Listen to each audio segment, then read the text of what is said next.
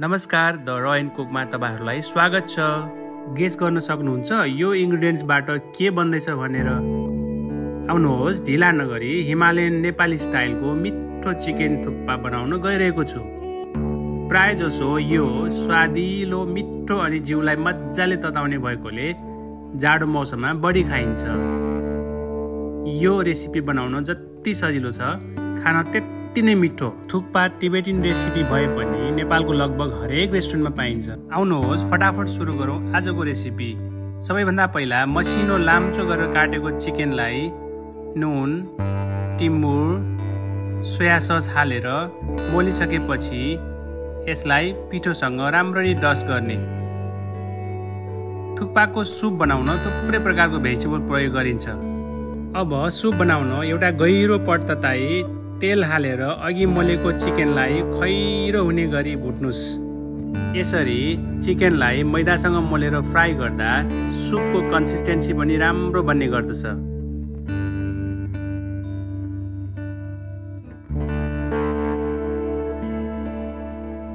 अब हेर्नुस् त, हाम्रो चिकन पनि खैरो भइसकेको छ। यसमा गार्लिक, जिन्जर अनि खोर्सानी हालेर एकछिन फ्राई गर्नुपर्ने हुन्छ। साथसाथै प्याज राखेर मजाले भुट्नुहोला। यसो गर्दा एकदम मग बास्ना आउन थाल्छ अनि सुप पनि मिठो बन्नेछ। अब गाजर, मसरुम, क्याप्सिकम अनि बिन्स राखेर फेरि मजाले भुट्नुहोला। यसरी भेजिटेबलहरूलाई राम्रोसँग भुट्यो भने सुपको कलर अनि फ्लेभर राम्रो हुन्छ। त्यसपछि क्याबेज हालेर एकछिन फेरि राम्रोसँग स्लो फायरमा भुट्नुहोस्। थुक्पा बनाउँदा यो नै भेजिटेबल हुन्छ भन्ने छैन, जसमा जे छ त्यही भेजिटेबल राखेर पनि बनाउन सकिन्छ।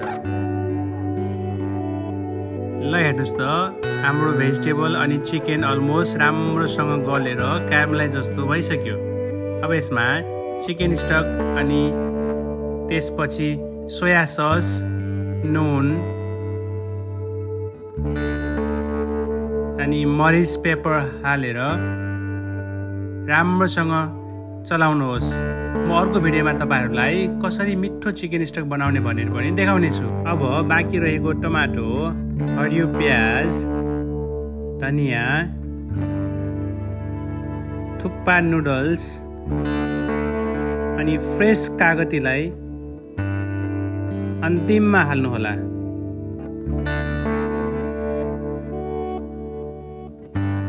हेर्नुस् त, हेर्दा हेर्दै चिकन थुक्पा रेडी भयो।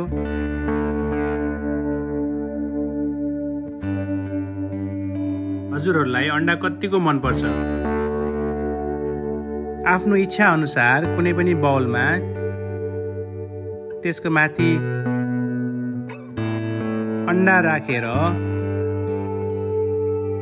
हरियो प्याज हालेर गार्निस गर्नुहोला। हेर्नुस् त, चिकन थुक्पा रेडी। यो थुक्पा बनाउनको लागि चाहिने इन्ग्रेडियन्ट्स अनि मेथड तलको डिस्क्रिप्सनमा लेखेको छ, प्लिज हेर्नुहोला।